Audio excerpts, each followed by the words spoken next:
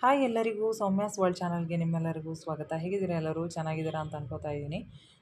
ಇವತ್ತು ನಾನು ಬೆಳಿಗ್ಗೆನೇ vlog start ಮಾಡಿದ್ದೀನಿ. ಬೆಳಗಿನ ತಿಂಡಿಗೆ ನಾನು ನೀರು ದೋಸೆನ ಮಾಡ್ತಾಯಿದ್ದೀನಿ.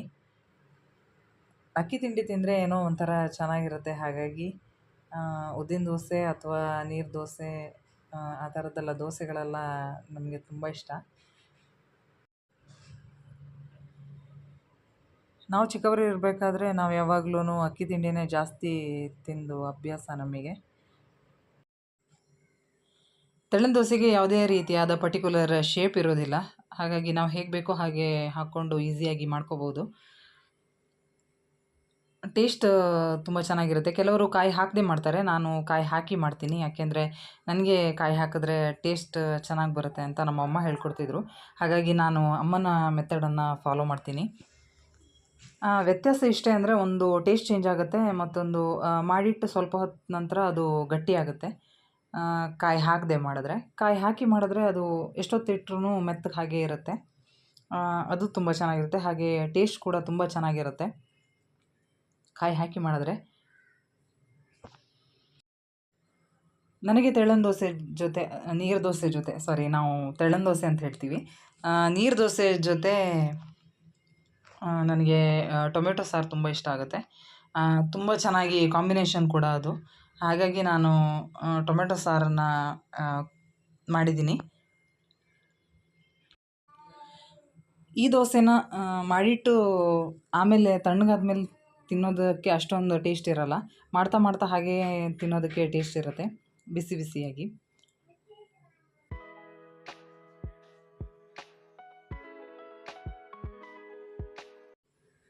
ತಿಂಡಿಯೆಲ್ಲ ಮುಗಿಸಿ ಆದಮೇಲೆ ಮನೆ ಕೆಲಸ ಎಲ್ಲ ಮುಗಿಸಿ ಹಾಗೆ ಮಧ್ಯಾಹ್ನ ಸಾಂಬಾರು ಕೂಡ ಮಾಡಿದ್ದೀನಿ.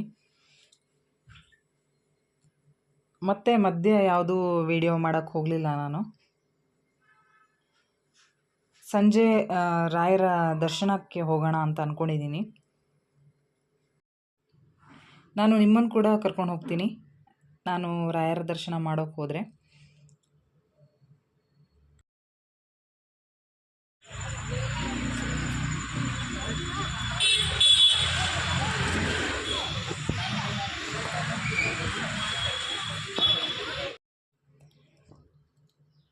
ಎಷ್ಟು ಚೆನ್ನಾಗಿ ಅಲಂಕಾರ ಮಾಡಿದ್ರು ಅಲ್ವಾ. ಮಂತ್ರಾಲಯದಲ್ಲಿ ರಾಯರ ಆರಾಧನಾ ಮಹೋತ್ಸವ ನಡೀತಾ ಇದೆ. ಹಾಗೆ ಇಲ್ಲಿ ಕೂಡ ಬಸವನಗುಡಿಯಲ್ಲಿ ಇರುವ ರಾಯರ ಮಠದಲ್ಲೂ ಕೂಡ ಅದೇ ಥರನೇ ಆರಾಧನಾ ಮಹೋತ್ಸವ ನಡೀತಾ ಇದೆ 20ರಿಂದ 22 ತನಕ. ಯಾರಾದರೂ ನಿಯರೆಸ್ಟ್ ಇರುವವರು ಇಲ್ಲಿ ಹೋಗಬಹುದು ದರ್ಶನ ಮಾಡೋಕ್ಕೆ. ನಾನು ಎಷ್ಟು ಆಗುತ್ತೋ ಅಷ್ಟು ನಿಮ್ಮ ಜೊತೆ ಶೇರ್ ಮಾಡ್ಕೊಳ್ಳೋಕ್ಕೆ ಪ್ರಯತ್ನ ಪಟ್ಟಿದ್ದೀನಿ. ನನ್ನ ಜೊತೆ ನೀವು ಕೂಡ ರಾಯರ ದರ್ಶನ ಮಾಡಿ ಅವರ ಆಶೀರ್ವಾದ ತಗೊಳ್ಬೋದು ಅಂತ ಈ ಒಂದು ಪ್ರಯತ್ನ ಮಾಡಿದ್ದೀನಿ ನಾನು.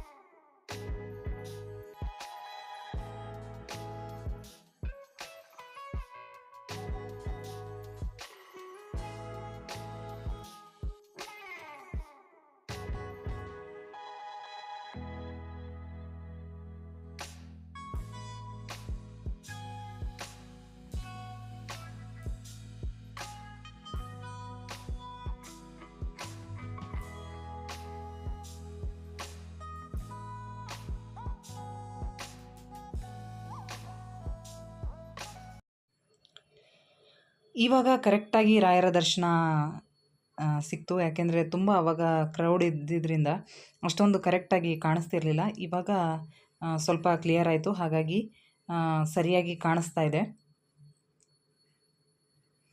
ನಾವು ಹೋಗಿದ್ದ ಟೈಮಿಂಗ್ ಕರೆಕ್ಟಾಗಿತ್ತು, ಮಹಾಮಂಗಳಾರತಿ ಮಾಡ್ತಾಯಿದ್ರು ಆ ಟೈಮಿಗೆ. ಆವಾಗ ತುಂಬ ಜನ ಸೇರಿದ್ರು.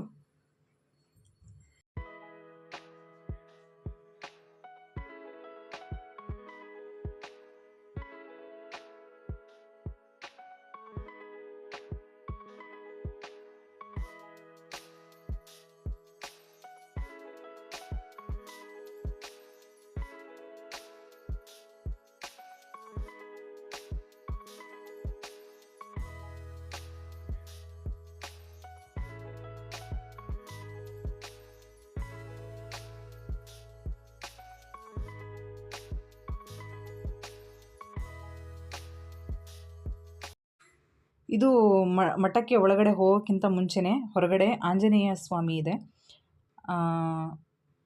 ದೇವರಿಗೆ ತುಂಬ ಚೆನ್ನಾಗಿ ಅಲಂಕಾರ ಮಾಡಿದರು. ಇದು ಎಂಟ್ರೆನ್ಸ್ ಹೊರಗಡೆನೇ ಇದೆ.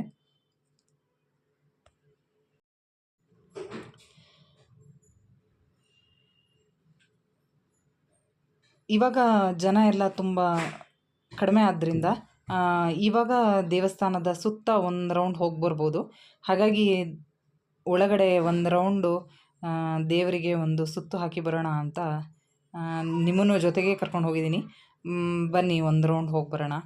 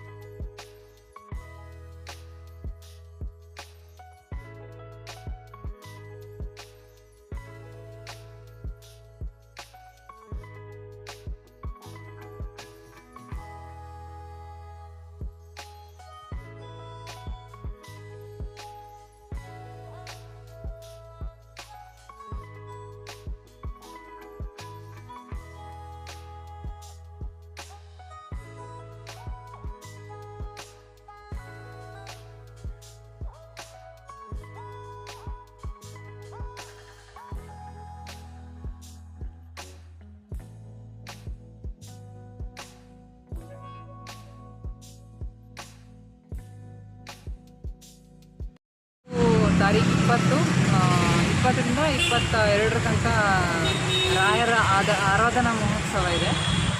ಇಲ್ಲಿ ಯಾರು ನಿಯರೆಸ್ಟ್ ಇರೋರು ಬಸವನಗುಡಿ ಹತ್ತಿರ ಇರುವಂಥ ರಾಘವೇಂದ್ರ ಮಠಕ್ಕೆ ಬರ್ಬೋದು. ನಾವೀಗಷ್ಟೇ ದರ್ಶನ ಮಾಡಿ ಬಂದು ದೇವಸ್ಥಾನಕ್ಕೆಲ್ಲ ಹೋಗಿ ಬಂದು ತುಂಬ ಸುಸ್ತಾಗಿತ್ತು. ಹಾಗೆ ಮಧ್ಯಾಹ್ನ ಸಾಂಬಾರು ಮಾತ್ರ ಮಾಡಿದ್ದೆ. ಸೈಡ್ಸ್ ಏನೂ ಮಾಡಿರಲಿಲ್ಲ. ಊಟಕ್ಕೆ ಸೈಡ್ಸ್ ಏನಾದರೂ ಬೇಕು ಅಂತ ಅನ್ನಿಸ್ತು. ಹಾಗಾಗಿ ಕ್ವಿಕ್ಕಾಗಿ ಒಂದು ಈರುಳ್ಳಿ ಬಜ್ಜಿ ಮಾಡೋಣ ಅಂತ ಅಂದ್ಕೊಂಡು ಮಾಡ್ತಾಯಿದ್ದೀನಿ. ಹಿಟ್ಟಿಗೆ ನಾನು ಕಡಲೆ ಹಿಟ್ಟು, ಉಪ್ಪು ಹಾಗೆ ಮೆಣಸಿನ ಪೌಡ್ರನ್ನ ಹಾಕಿದ್ದೀನಿ. ಎಣ್ಣೆ ಕಾವಲಿಗೆ ಹಾಕಿ ಇಟ್ಕೊಂಡಿದ್ದೀನಿ. ಇದಕ್ಕೆ ಹಿಟ್ಟಿಗೆ ಸ್ವಲ್ಪ ಜೀರಿಗೆನ ಹಾಕ್ಕೊಂಡಿದ್ದೀನಿ. ಹಾಗೆ ಇಂಗು ಕೂಡ ಹಾಕ್ಕೊಂಡು ಕಲಿಸ್ಕೊಂಡಿದ್ದೀನಿ ಅಷ್ಟೇ. ಇದನ್ನು ಚೆನ್ನಾಗಿ ಮಿಕ್ಸ್ ಮಾಡಿಕೊಂಡು ಹಿಟ್ಟನ್ನು ಉಪ್ಪನ್ನು ಹಾಗೆ ಖಾರದ ಪುಡಿನ ಜೀರಿಗೆನ ಎಲ್ಲ ಚೆನ್ನಾಗಿ ಮಿಕ್ಸ್ ಮಾಡಿ ಅದ್ರ ಜೊತೆನೇ ಈರುಳ್ಳಿನ ಹಾಕ್ಕೊಂಡು ಚೆನ್ನಾಗಿ ಮಿಕ್ಸ್ ಮಾಡ್ಕೊತಾ ಇದ್ದೀನಿ. ಯಾಕೆಂದರೆ ಈರುಳ್ಳಿ ನೀರು ಬಿಡುತ್ತೆ ಅಲ್ವಾ, ಹಾಗಾಗಿ ನಾನು ಇದು ಪಕೋಡ ಥರ ಮಾಡ್ತಾಯಿದ್ದೀನಿ. ಸ್ವಲ್ಪನೇ ನೀರು ಚಿಮ್ಸ್ಕೊಂಡು ಹಿಟ್ಟನ್ನು ರೆಡಿ ಮಾಡ್ಕೊತಾ ಇದ್ದೀನಿ. ಇದನ್ನು ನೀರು ಥರ ಮಾಡಿಕೊಂಡ್ರು ಅದು ಒಂಥರ ಬೇರೆ ಥರ ಟೇಸ್ಟ್ ಚೆನ್ನಾಗಿರುತ್ತೆ. ನಾನಿದು ಪಕೋಡ ಥರ ಮಾಡ್ತಾಯಿದ್ದೀನಿ. ಹಾಗಾಗಿ ಚೂರೇ ನೀರು ಚಿಮ್ಮಿಸ್ಕೊಂಡು ಹಿಟ್ಟನ್ನು ರೆಡಿ ಮಾಡ್ಕೊತಾ ಇದ್ದೀನಿ.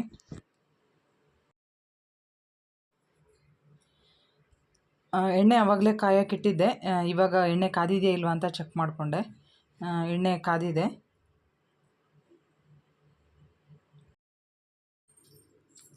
ಈರುಳ್ಳಿನ ಚೆನ್ನಾಗಿ ಸ್ಲೈಸು ಸಣ್ಣ ಸಣ್ಣದಾಗಿ ಕಟ್ ಮಾಡಿಕೊಂಡ್ರೆ ಈ ಪಕೋಡ ತುಂಬ ಚೆನ್ನಾಗಿ ಬರುತ್ತೆ. ನಾವು ದೇವಸ್ಥಾನಕ್ಕೆ ಹೋಗಿ ಬಂದಿರೋದು ಸ್ವಲ್ಪ ಲೇಟಾಗಿರೋದ್ರಿಂದ ನಾನು ಫಾಸ್ಟಾಗಿ ಈರುಳ್ಳಿನ ದಪ್ಪ ದಪ್ಪವಾಗಿ ಕಟ್ ಮಾಡಿಬಿಟ್ಟೆ. ನನ್ನ ವಿಡಿಯೋವನ್ನು ಲೈಕ್ ಮಾಡಿ, ಶೇರ್ ಮಾಡಿ, ಕಮೆಂಟ್ ಮಾಡಿ. ಸಬ್ಸ್ಕ್ರೈಬ್ ಮಾಡ್ಕೊಳ್ಳದೆ ವಿಡಿಯೋವನ್ನು ನೋಡೋರು ಸಬ್ಸ್ಕ್ರೈಬ್ ಮಾಡಿಕೊಂಡು ವಿಡಿಯೋವನ್ನು ನೋಡಿ ಅಂತ ನಾನು ಕೇಳ್ಕೊತೀನಿ. ನಿಮಗೆ ಇಷ್ಟ ಆಗುವಂತಹ ವಿಡಿಯೋವನ್ನು ಮಾಡುವ ಪ್ರಯತ್ನದಲ್ಲಿ ನಾನು ಯಾವಾಗಲೂ ಇರ್ತೀನಿ ಅಂತ ಹೇಳ್ತೀನಿ.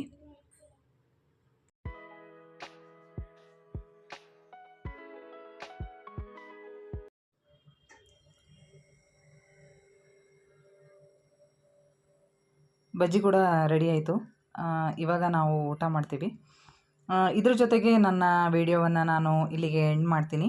ನಿಮಗೆ ನನ್ನ ವಿಡಿಯೋ ಇಷ್ಟ ಆಗಿದೆ ಅಂತ ಅನ್ಕೋತೀನಿ. ಮುಂದೆ ಕೂಡ ವಿಡಿಯೋ ಚೆನ್ನಾಗಿರೋ ಕಂಟೆಂಟ್ ಜೊತೆ ನಾನು ಬರ್ತೀನಿ. ಸಿಗ್ತೀನಿ ಇನ್ನೊಂದು ವಿಡಿಯೋದಲ್ಲಿ. ಅಲ್ಲಿವರೆಗೂ ಬಾಯ್.